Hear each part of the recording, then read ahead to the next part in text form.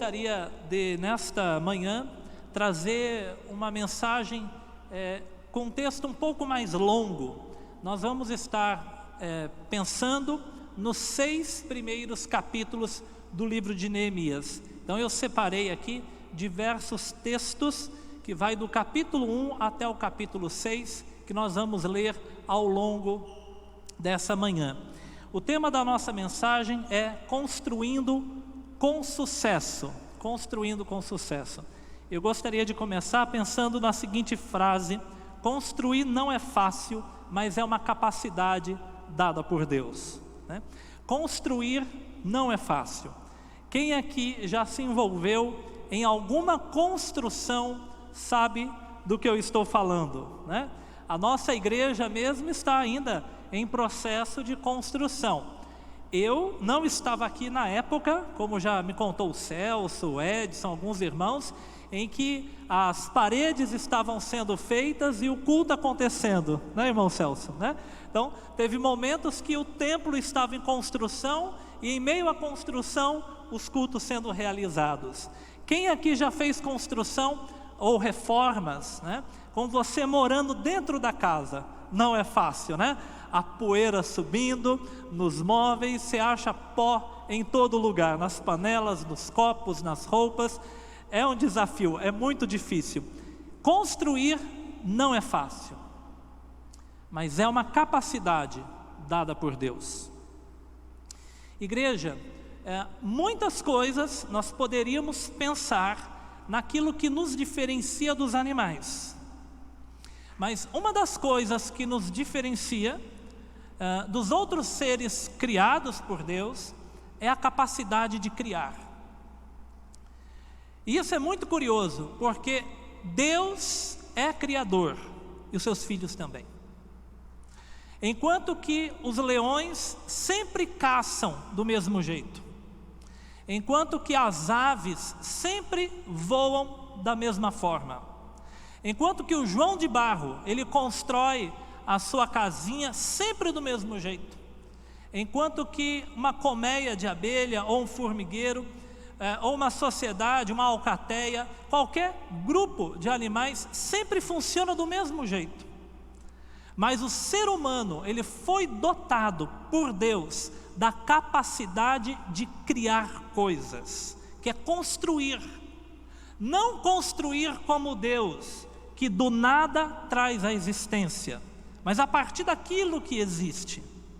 E quando eu digo que o ser humano, ele foi dotado por Deus da capacidade criativa, não é apenas matéria, como aqui nós temos o minério, nós temos a madeira, né, utilizada como matéria-prima para essa mesa, mas não é apenas objetos. Nós criamos circunstâncias, nós criamos ambientes, nós criamos emoções, sentimentos, nós construímos história.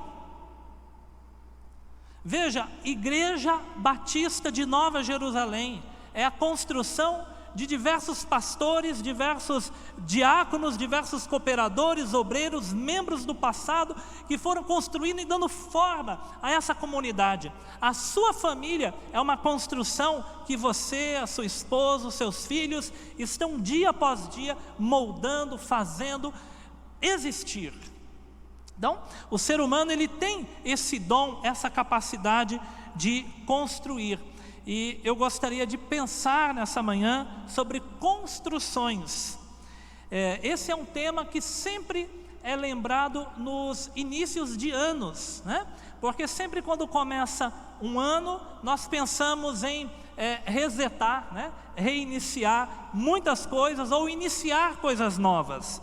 Mas não é porque é início de ano que Deus está nos dando essa palavra. Não é por isso, mas é porque Deus colocou no meu coração, e eu tenho certeza que há sentimentos que Deus está colocando na igreja, que Deus está colocando no nosso pastor Fernando, que Deus está colocando em você para construir. Eu gostaria que você parasse um pouquinho para pensar o que Deus tem colocado no seu coração para você construir.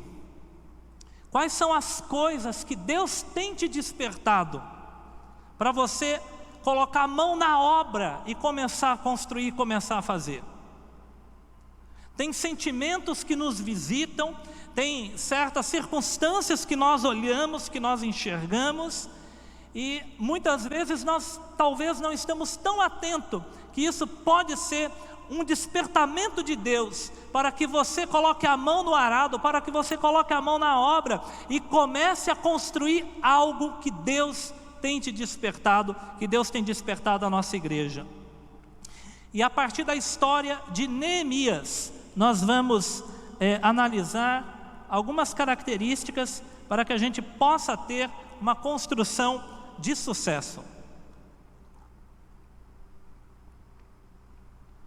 Antes da gente fazer a primeira leitura, um pouquinho do contexto histórico do que nós vamos ler. Um rápido olhar histórico. O reino de Judá, o reino do povo de Deus, havia sido invadido por Nabucodonosor pelo Império Babilônico. E o Império Babilônico, quando invadiu, em 3 momentos diferentes, além de invadir, ele começou a destruir o reino de Judá. Então, o Império Babilônico invadiu, prendeu pessoas da nobreza, dos jovens, pessoas com formação erudita, e levaram para a Babilônia, como foi o caso de Daniel, Sadraque, Mesaque e Abidnego, dentre outros, dos deportados, dos exilados. Mas conforme a Babilônia invadia, entrava em Judá, eles começaram a destruir o país de Israel. O templo foi destruído, foi incendiado, os objetos sagrados foram levados para a Babilônia. As escrituras nos mostram no livro de Jeremias e no livro de 2 Crônicas que o reino foi arrasado, os palácios, as mansões, as grandes casas foram colocadas fogo, foram destruídas, foram colocadas por terra. E uma característica antiga das cidades era ser murada. Então, uma coisa comum das cidades da antiguidade, aliás, isso veio até tempos mais recentes, a Idade Média ainda acontecia esse fenômeno, que era a construção de um muro em torno da cidade. Então tinha a porta, ou no plural, as portas da cidade. Então hoje nós temos muro na casa, para proteger a casa, enquanto que no passado o muro ele fechava e guardava a cidade. E uma das coisas que foi destruído foram as muralhas de Jerusalém. Os muros foram derribados, foram incendiados, e aqui já havia se passado mais de 120 anos. Já havia passado mais de 120 anos que o reino de Judá havia sido destruído. Depois que o povo foi exilado, foi levado para a Babilônia, eles começaram a retornar. 70 anos depois, eles vão voltar em 3 levas, vai ter 3 momentos diferentes que o povo de Deus vai voltar para Jerusalém ou para Judá. A primeira, sob a liderança de Zorobabel, como nós lemos no livro do profeta Ageu, profeta Zacarias, ou no livro de Esdras, tá? Mas tem um detalhe aqui que às vezes a gente não percebe. No texto de Neemias, já havia se passado cerca de 90 anos que houve a primeira leva de retorno dos hebreus, dos judeus. Já havia passado 90 anos que o povo de Deus já havia ganhado autorização do Império da Pérsia, que substituiu da Babilônia, para voltar para Jerusalém, para voltar para Judá. Então já havia passado cerca de 90 anos, é muito tempo. Você conhece obra que demora 90 anos para ficar pronto? Acho que os políticos do Brasil, são especialistas em obras muito demoradas, Mas o caso é que o primeiro retorno dos hebreus, eles vão reconstruir o templo. E eles vão tentar, em alguns momentos, reconstruir as muralhas. Mas as muralhas eram o mais difícil de reconstruir. Porque o templo, você entra, adora, ora, louva a Deus. E acabou. Mas as muralhas, elas podem ser usadas como defesa. E havia uma grande desconfiança de que a reconstrução das muralhas seria usada pelos judeus para se rebelarem contra o Império da Pérsia. Então, algumas vezes eles vão tentar reconstruir e os inimigos, os samaritanos, povos vizinhos, vão acusar os judeus, vão falar: olha, eles estão querendo dar um golpe no rei da Pérsia. E aí a obra vai ficar embargada muitas vezes. E Neemias, quando ele chega em Jerusalém, ele vai encontrar já o templo reconstruído, mas o restante era tudo ruína. Eu quero que você imagine um cenário pós-guerra. Eu quero que você imagine você caminhando por um cenário de devastação, de escombros, palácios, mansões, grandes casas derribadas, incendiadas, com marcas ainda de guerras. Eu quero que você imagine trechos do muro de pé e um grande trecho tombado, caído, empilhado, mato crescendo em volta. Esse foi o cenário que Neemias encontrou. E agora, 90 anos depois que pela primeira vez o povo de Deus pôde retornar, e mais de 120 anos após o exílio, um homem chamado Neemias, ele vai ser peça-chave em um dos momentos mais difíceis da história dos judeus, dos hebreus, um dos momentos cruciais, que foi a reconstrução da nação de Israel, da reconstrução. Esse era o desafio de Neemias. E qual é o seu desafio? O que você tem que construir ou reconstruir? Nós vamos pensar justamente sobre o sucesso da vida de Neemias e as lições que nós podemos trazer para a nossa vida. Nós vamos começar lendo Neemias capítulo 2, versículo 12. Você pode deixar sua Bíblia aberta em Neemias, que nós vamos ler quase todas as referências de Neemias. Apenas 2 outros textos que não será de Neemias, mas aí você pode deixar mesmo em Neemias. Neemias capítulo 2, versículo 12. Vamos começar não do 1, mas do 2, e eu já digo por quê. 2:12. Então à noite me levantei, e uns poucos homens comigo.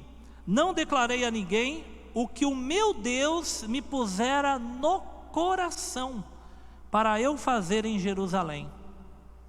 Não havia comigo animal algum, senão o que eu montava. A primeira lição para construir com sucesso é que nós precisamos de um coração com empatia.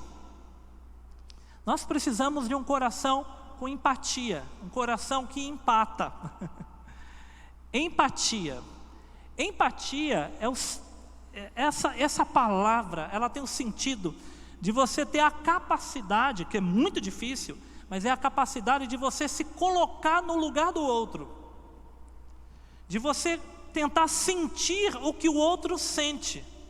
Por isso que quando o jogo fica 0-0, empatou, né? Porque o que um time tem, o outro também tem, né? Então, nós temos a simpatia, que é você se solidarizar, você ficar favorável a alguém. É só isso, a simpatia. A antipatia é ficar contra o sentimento de alguém.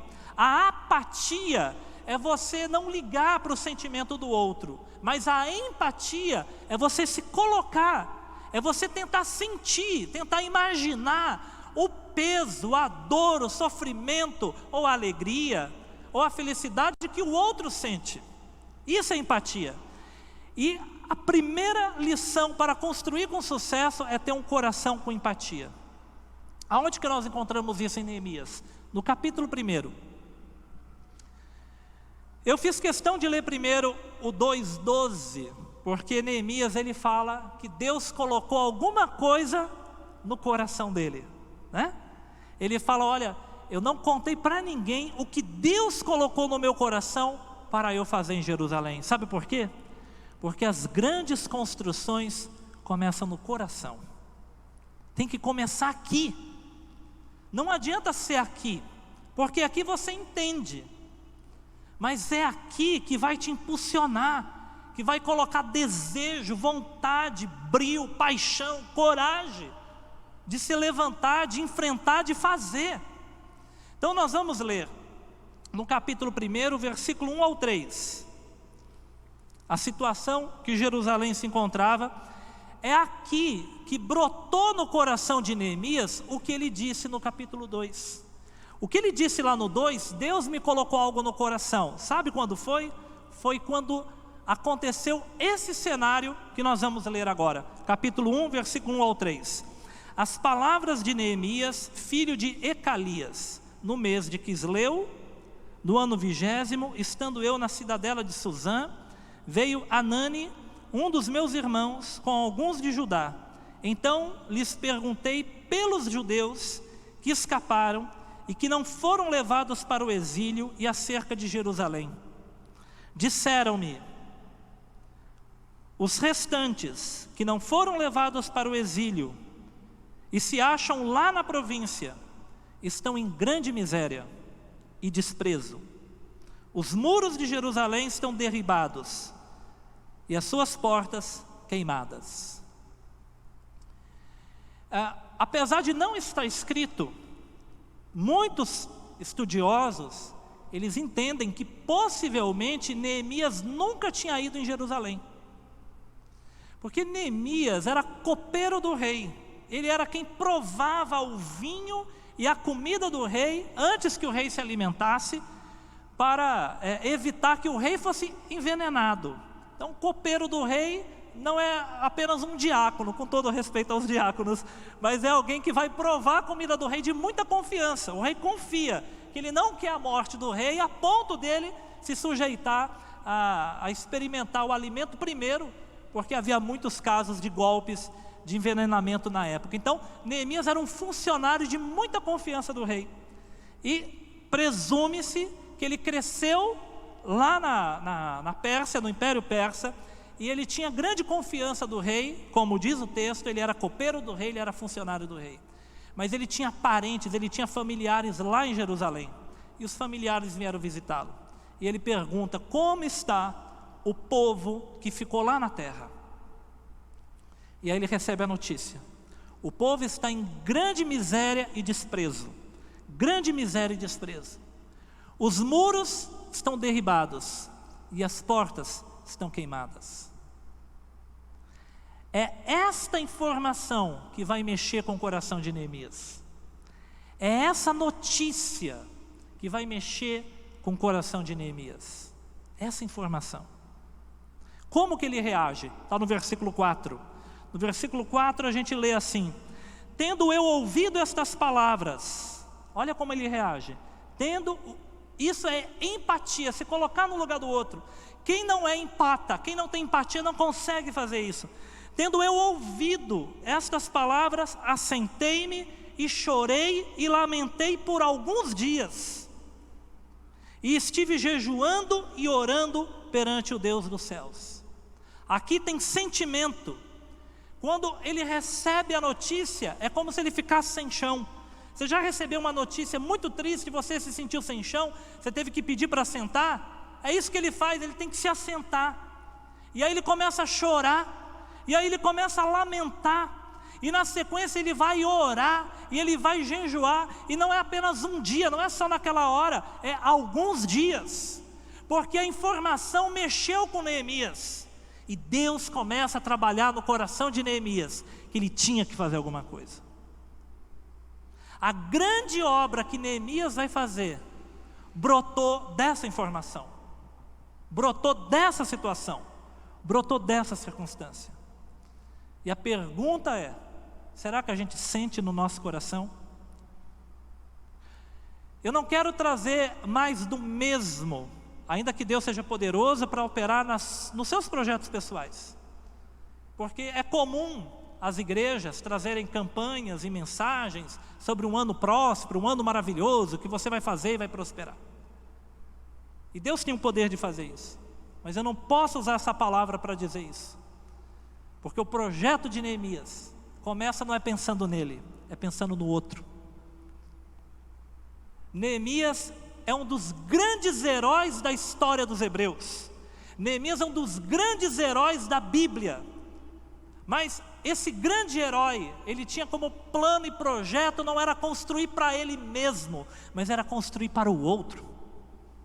porque ele se sentiu tocado, ele se sentiu emocionado, ele se sentiu, vou dizer uma palavra aqui, não me interprete mal, mas ele se sentiu oprimido pela opressão que o povo dele sentia. Talvez ele nunca foi em Jerusalém, mas só de saber o que seus familiares, seus contemporâneos, seus conterrâneos, o seu povo passava, ele tem que orar, ele tem que jejuar. E não é oração sem alma, porque às vezes a oração parece tão distante e fria, né?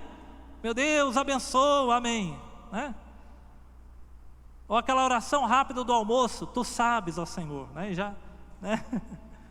Não, é oração com alma, é oração que tem lágrima, é oração que tem coração. As orações mais agradáveis a Deus são orações que têm coração. Se não tiver coração, a oração parece que é falar das paredes. Mas é oração que se põe o coração, é oração que se põe sentimento. E o mais interessante é que não era por ele, mas era pelo povo dele. Por isso eu quero dizer para a igreja que as maiores bênçãos na palavra de Deus você não acha no individual, você acha no coletivo. Nós, nos dias de hoje, estamos acostumados a pegar a Bíblia e ler as promessas de um modo muito individualista. Por exemplo, o texto que é muito citado nas igrejas quando fala do dízimo, né? Que Deus vai abrir a janela do céu e vai derramar uma bênção tal. As pessoas leem para si, enquanto que o texto fala que vai abençoar o povo, vai abençoar a nação, vai abençoar o povo de Israel, a nação de Israel, vai abençoar no coletivo. Mas dificilmente, eu nunca vi um pastor, eu nunca vi numa igreja alguém pregar o texto de Malaquias e dizer que era no coletivo, mas sempre se diz que era no individual, sempre se diz que é uma bênção particular, quando que o texto mostra que não é.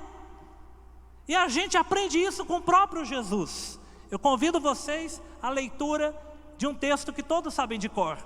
Mateus capítulo 6, versículo 9 ao 13. Está escrito assim: portanto, vós orareis assim: Pai meu que estás no céu. É isso? É Pai nosso que estás no céu. Santificado seja o teu nome, venha o teu reino, faça-se a tua vontade, assim na terra como no céu. O pão meu, é o pão meu? É o pão nosso de cada dia, dá-nos hoje. Perdoa as minhas dívidas, é isso? Não, é perdoa-nos as nossas dívidas, assim como nós temos perdoado aos nossos devedores. Não me deixe cair em tentação, não nos deixe cair em tentação, mas me livra do mal? Não, livra-nos do mal. Jesus, sendo o Filho de Deus mais perfeito e com um acesso que ninguém nunca teve ao Pai, Ele mesmo não ora Pai meu que está no céu, mas Ele ensina a orar Pai nosso que estás no céu. Jesus, em sua oração, nos ensinou a invocar a bênção de Deus no coletivo, porque o Pai é nosso, o pão é nosso, o livramento é nosso, fugir da tentação é nosso, o perdão é nosso. Construir com sucesso requer uma mentalidade e um coração que fuja do individualismo, que pensa no outro, porque este Neemias será governador de Judá, este Neemias será lembrado por toda a história, este Neemias será herói da fé, este Neemias na sua vida individual será super abençoado, mas nunca foi o foco e projeto dele. O foco e projeto de Neemias sempre foi no coletivo, sempre foi pensando no povo, sempre foi pensando no outro, e Deus o abençoou além do que ele esperava. Eu quero te convidar a colocar nos seus projetos, sonhos e planos outros também.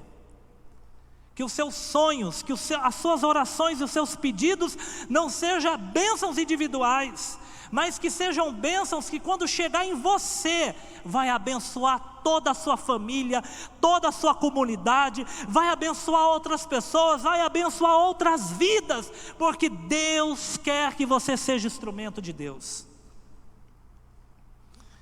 Querida igreja, A segunda coisa que eu percebo é que para uma construção ter sucesso é necessário coragem, fé e confiança, mesmo num cenário caótico. São muitas lições que a gente pode tirar. Deus me deu algumas, com certeza outras, mas eu quero passar para o capítulo 2, versículo 11 ao 15. Capítulo 2, versículo 11 ao 15. 2, 11 ao 15. Cheguei a Jerusalém, onde estive 3 dias. Então ele saiu lá de Suzã, no Império Persa, e ele chega em Jerusalém. Então à noite me levantei, e uns poucos homens comigo. Não declarei a ninguém o que o meu Deus me pusera no coração para eu fazer em Jerusalém. Não havia comigo animal algum, senão o que eu montava. De noite saí pela porta do vale, para o lado da fonte do dragão e para a fonte do monturo. E contemplei os muros de Jerusalém, que estavam assolados, cujas portas tinham sido consumidas pelo fogo. Passei a porta da fonte ao açude do rei, mas não havia lugar por onde passasse o animal que eu montava. Subi à noite pelo ribeiro e contemplei ainda os muros. Voltei, entrei pela porta do vale e tornei para casa. Neemias primeiro ouviu falar, e ele ora, sente, jejua, clama a Deus. Ele pede ao rei e Deus abençoa com a permissão para reconstruir Jerusalém. E esse aqui é quando ele visita agora, de corpo presente. Agora não era mais online, né? Agora era no ambiente presencial. Ele visita Jerusalém. E o que ele diz? Ele anda e ele vê. O que ele vê? Os muros derrubados, as portas queimadas. Chega um ponto que é tão difícil, que ele diz que ele tem que descer do animal, porque o animal não consegue passar. Tantos escombros. Tem trechos da cidade que não dá para passar montado em um animal, de tantos escombros que existe. Esse é o cenário. Eu te pergunto, você teria coragem de investir numa reconstrução num cenário como esse? Ainda distante do seu lugar que você morava, que você trabalhava, e com ameaças vizinhas. Esse é o cenário que ele vê, um cenário caótico. Mas este homem, ele tinha fé e confiança e coragem, mesmo numa situação adversa. Por isso a gente continua lendo no verso 17, capítulo 2, verso 17. Então lhes disse, ele chama as autoridades que existiam ali, e ele diz o seguinte: estáis vendo a miséria em que estamos? Jerusalém assolada, suas portas queimadas. Vinde, pois, e reedifiquemos os muros de Jerusalém, e deixamos de ser opróbrio, vergonha. E lhes declarei como a boa mão do meu Deus estava comigo, e também as palavras que o rei me falara. Então disseram, disponhamos e edifiquemos, e fortaleceram as mãos para a boa obra. Igreja, aqui ele apresenta o projeto. Capítulo 1, Deus põe no coração. Capítulo 2, ele apresenta o projeto. É curioso que ele chama quem morava em Jerusalém, e ele diz, vocês estão vendo? Alguém ali era cego? Não. Mas ninguém via o que Neemias via. Às vezes nós não vemos o que devemos ver. Como disse Jesus, tem pessoas que têm olhos, mas não enxergam, têm ouvidos, mas não escutam, endurece o coração e não se convertem. Neemias chama as autoridades e fala, vocês estão vendo? Vocês não estão vendo isso? A cidade está destruída, as portas estão queimadas, nós vivemos vergonha e miséria, a gente tem que fazer alguma coisa. E o povo se anima, e o povo se dispõe, e o povo diz, vamos reconstruir a cidade. Vamos reconstruir. O que o povo via antes de Neemias? Só destruição em um cenário impossível.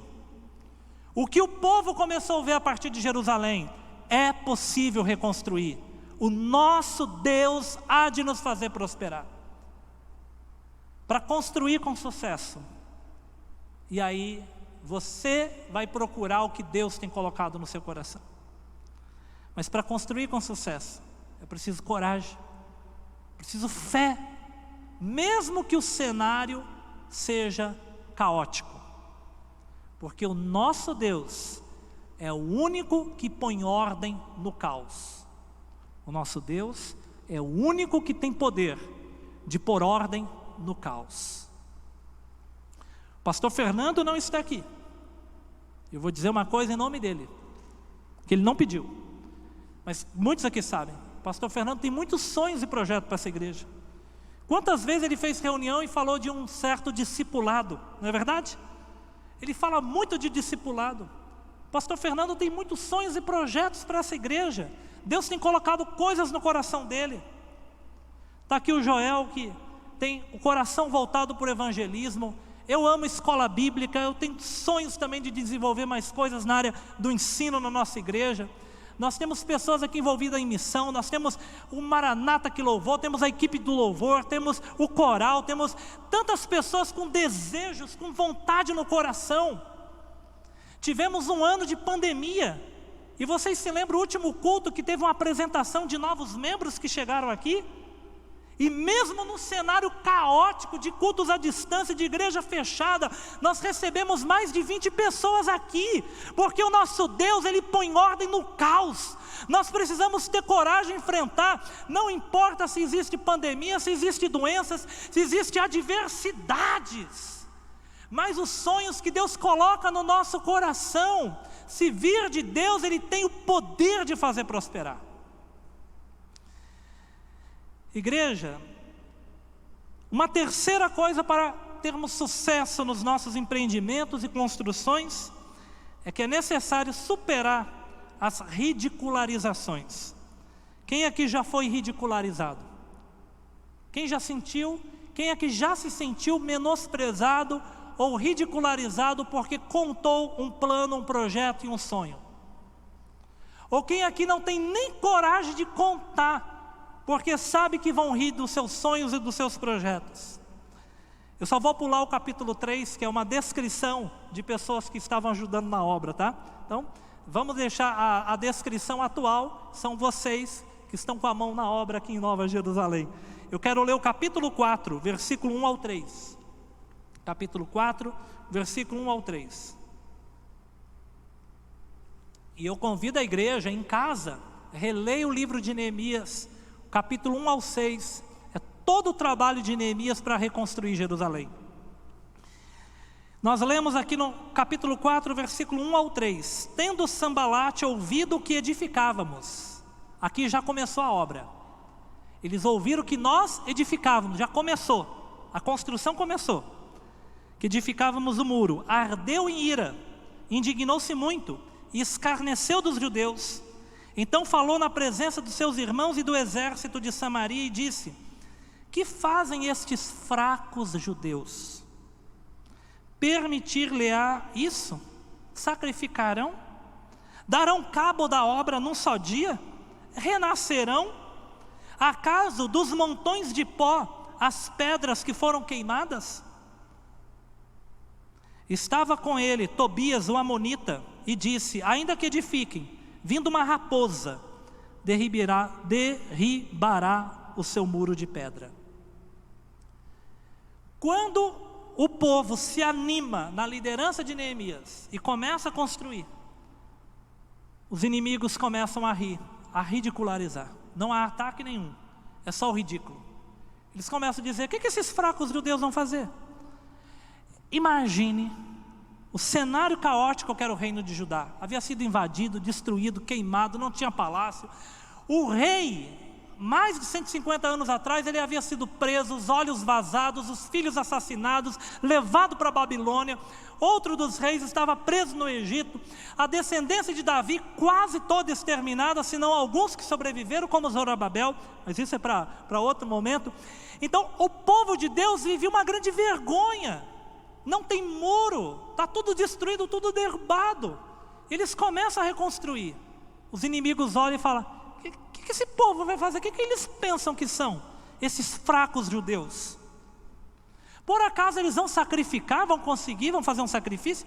Por acaso, olha só, eles vão renascer dos montes de pedra? Eles vão ressurgir do pó, porque eles são pó.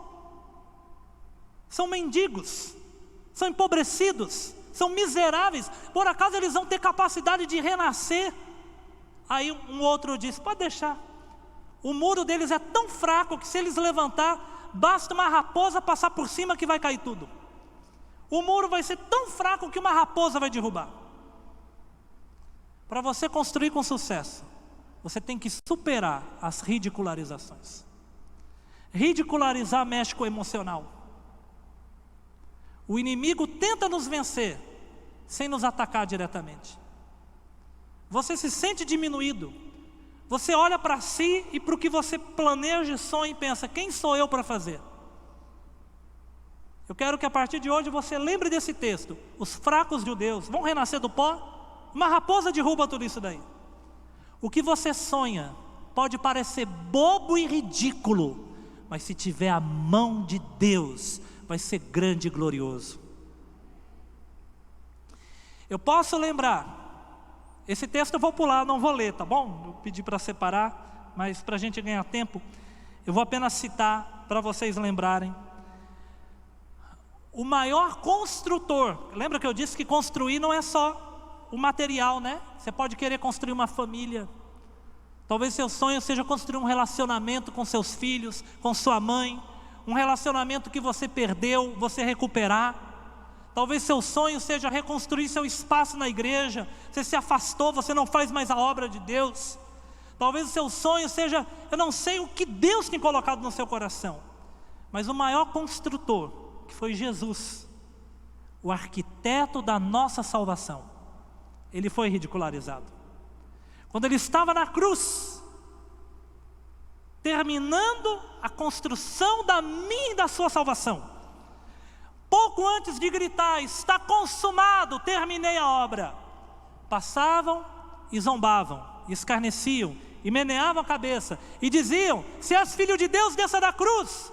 Salvou os outros e não pode salvar a si mesmo? Lhe deram coroa de espinho, já que és rei?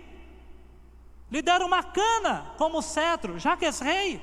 Bateram-lhe na cabeça, no lugar do trono o levantaram na cruz, no lugar de ministros colocaram 2 bandidos crucificados ao seu lado.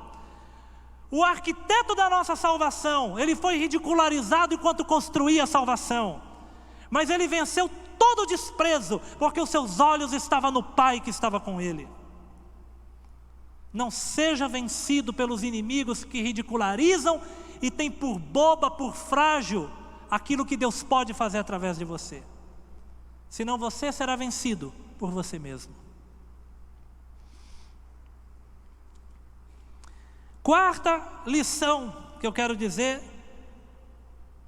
está no capítulo 4, versículos 6 ao 8. Para uma construção de sucesso, nós precisamos superar o medo do ataque dos adversários. Primeiro foi apenas ridicularizar, agora é uma ameaça de ataque letal.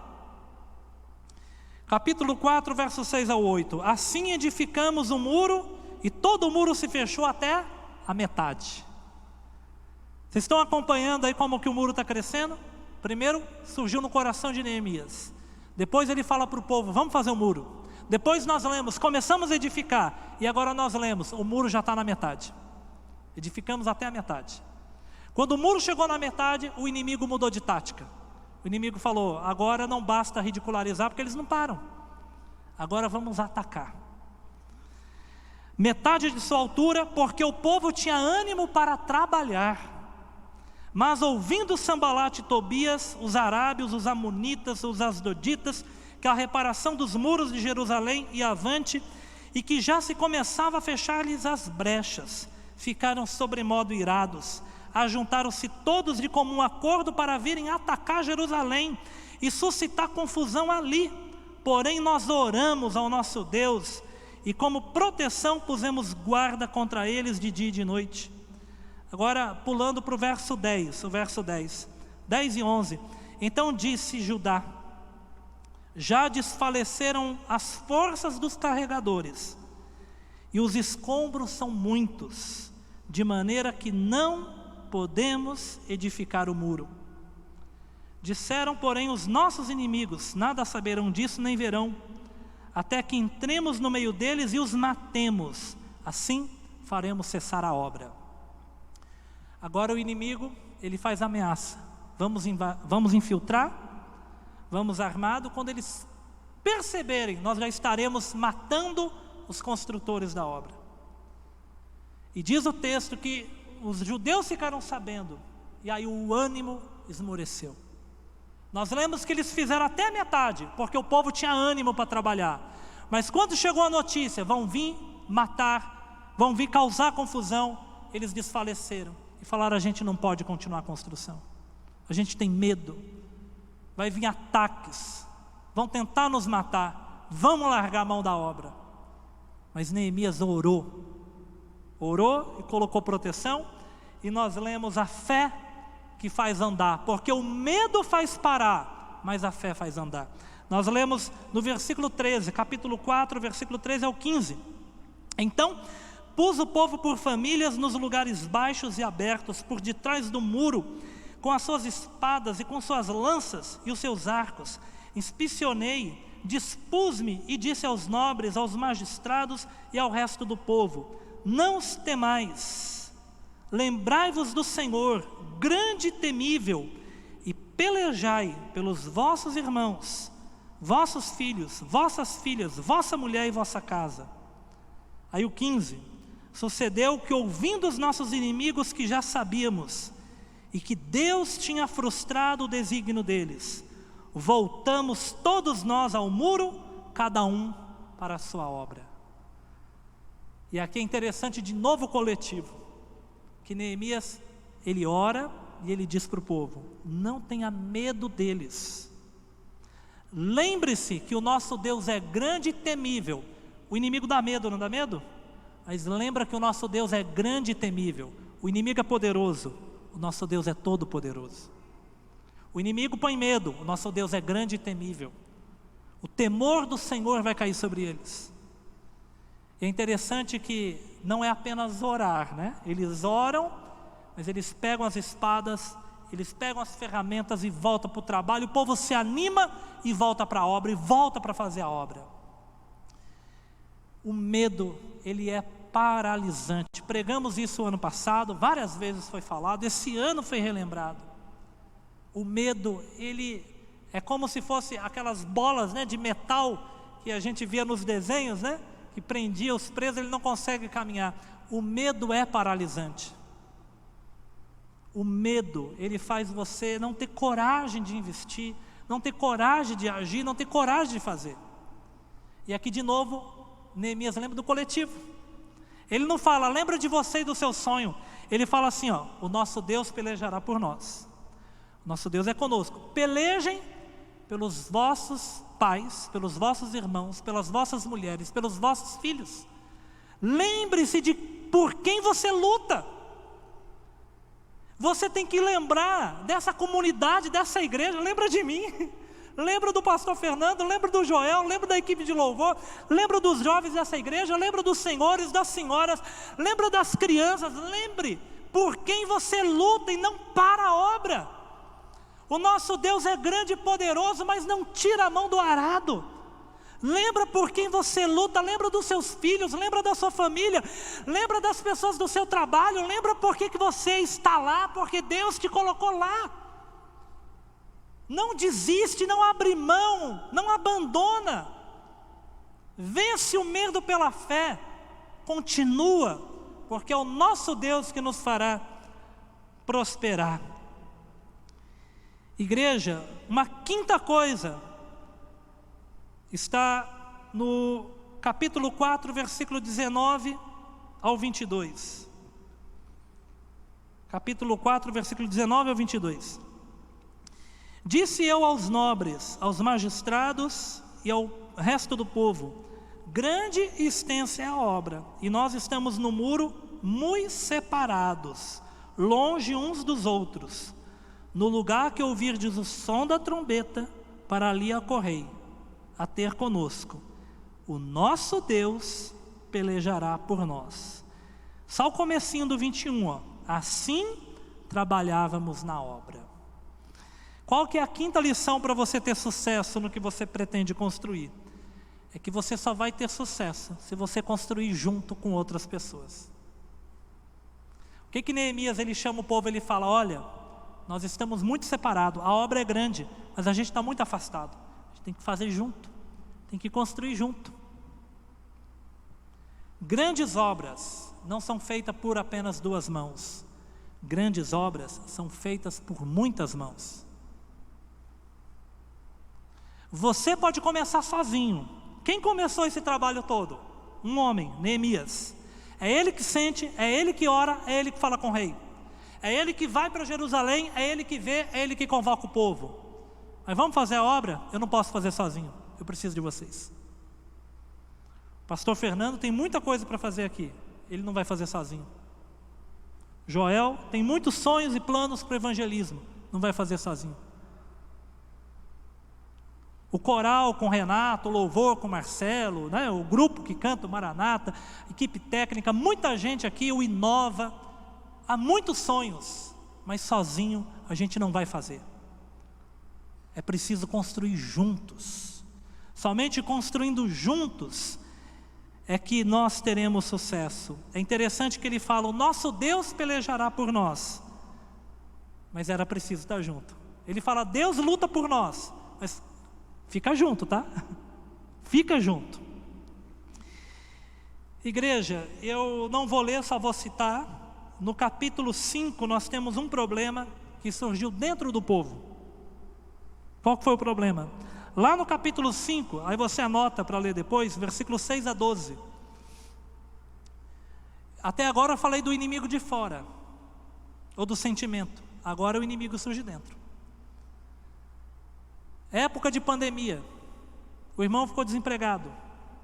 Você oferece um emprego para o irmão, você sabe que ele precisa, você pode pagar um salário, aí você paga metade do salário para se aproveitar da necessidade do irmão e do período de caos e desgraça. Era isso que estava acontecendo em Jerusalém. Lá no capítulo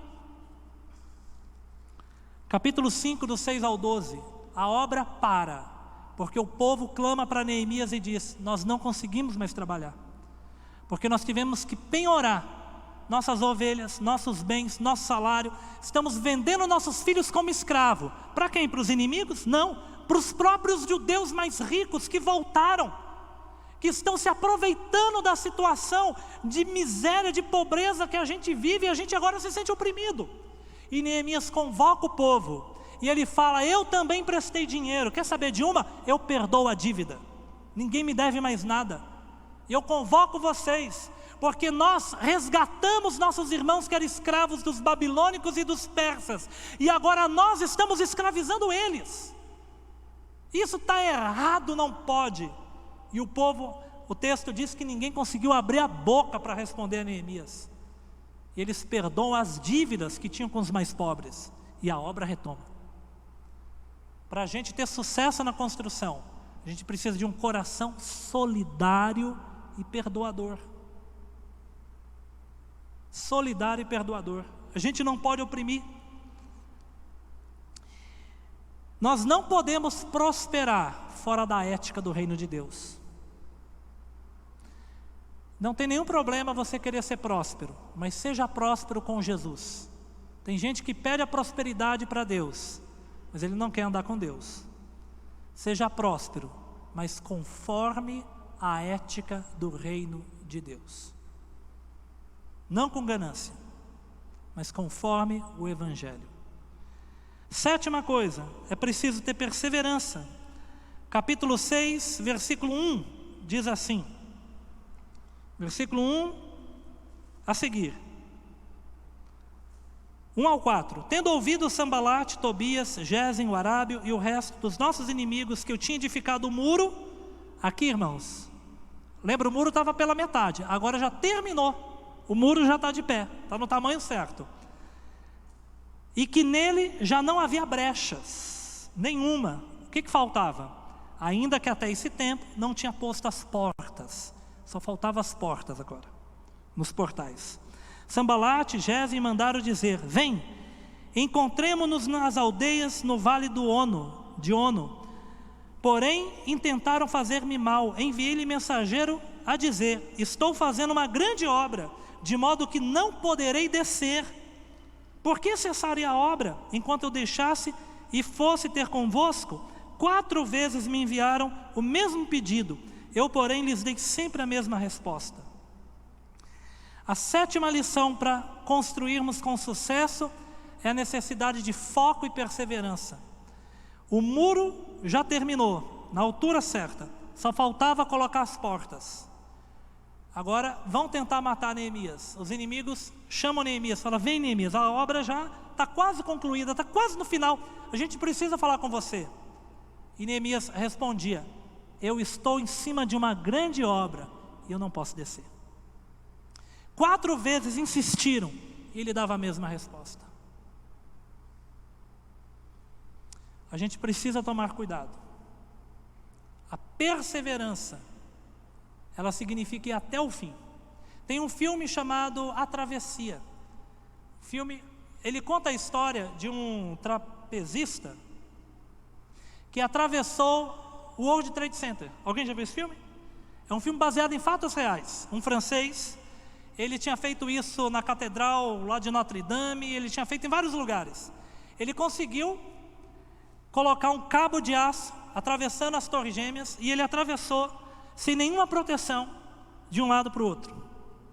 Filme baseado em fatos reais. Saiu no mundo todo a foto dele. Na década de 70. Tem uma frase do filme que eu quero ler para vocês. Diz assim: a maioria dos equilibristas morre na chegada.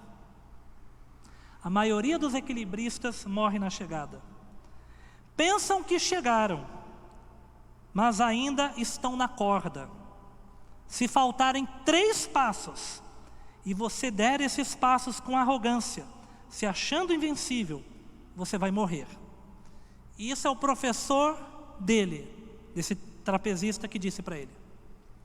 A maioria dos equilibristas morre na chegada, porque você já andou a maior parte do caminho, você já passou pelo mais difícil, e aí você confia que é só ligar no piloto automático, você já está chegando. Porque tem uma cena que ele quase cai, e ele diz: cuidado, é no final que está o perigo.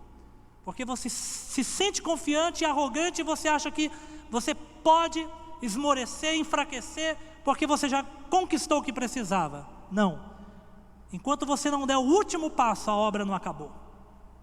Neemias não podia descer daquele muro. Ainda era necessário terminar.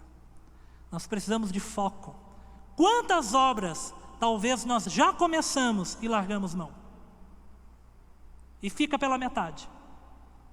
Deus quer nos dar graça e poder para concluirmos aquilo que Ele põe em nossas mãos. Uma 8ª lição, que eu também não vou ler devido ao tempo, eu só vou citar, é que nós precisamos de discernimento para ter sucesso na construção. No capítulo 6, versículo 10 ao 13, está escrito que um profeta, ele fala para Neemias: olha, se esconde no lugar santo, se esconde no mais interior do templo, porque virão te matar. E Neemias diz assim: então percebi que tal profeta era mentiroso. Então percebi que tal profecia era falsa. Por quê? Porque ele conhecia a Bíblia. Porque o profeta falou: Neemias, se esconde no lugar santo. Mas a lei, lá em Números capítulo, se não me engano, 18, acho que é o verso 7, a história do rei Uzias também, a palavra de Deus diz que só o sumo sacerdote podia entrar no lugar santo. E quando o profeta, ele pede para ele se esconder no lugar santo, ele estava profetizando algo que é contra as Escrituras. Nós precisamos de discernimento. Nós precisamos conhecer bem a palavra de Deus e conhecer bem Jesus, para não sermos enganados, para não sermos iludidos, porque o inimigo até o final, o que ele queria fazer? Desmoralizar Neemias. Ele ia ficar num dilema, porque ele iria pecar, ia ser visto como covarde, e agora aquele homem fiel, ele merecia a pena de morte. Agora mata ou não mata esse homem? Ele é o herói da reconstrução, mas ele fez o que não devia. Mas ele mantém-se firme, discernindo qual era a vontade de Deus. E para a gente concluir, capítulo 6, versículo 15 e 16. A igreja vai ficar de pé, E o grupo Maranata vai se aproximar e nós vamos ler o capítulo 6, versículo 15 e 16. Acabou-se, pois, o muro aos 25 dias do mês de Elu, em 52 dias. Mais quase 90 anos que o povo tinha voltado. Mais de 120 anos que os muros estavam derrubados. Em 52 dias os muros foram reconstruídos. O cenário era de impossível, mas se tornou possível. Porque Neemias era forte, porque Neemias era poderoso. Vamos ver como ele termina. Sucedeu que, ouvindo todos os nossos inimigos, temeram todos os gentios, nossos circunvizinhos, e decaíram muito no seu próprio conceito, porque reconheceram que por intervenção do nosso Deus é que fizemos esta obra. Reconheceram que pela intervenção do nosso Deus é que fizemos esta obra. Qual é a obra que parece impossível que está na sua frente? Qual que é a obra que, se você contar para os outros, vão rir de você porque parece que é uma coisa ridícula e boba? Quem é você para fazer isso, né? Qual que é o desafio que Deus tem colocado no seu coração? Qual é a construção que nós temos que fazer nessa comunidade Nova Jerusalém? O que Deus tem colocado em nossos corações? Saiba que é o nosso Deus que pode nos levar ao sucesso, porque é nele que está depositada as nossas esperanças e confiança.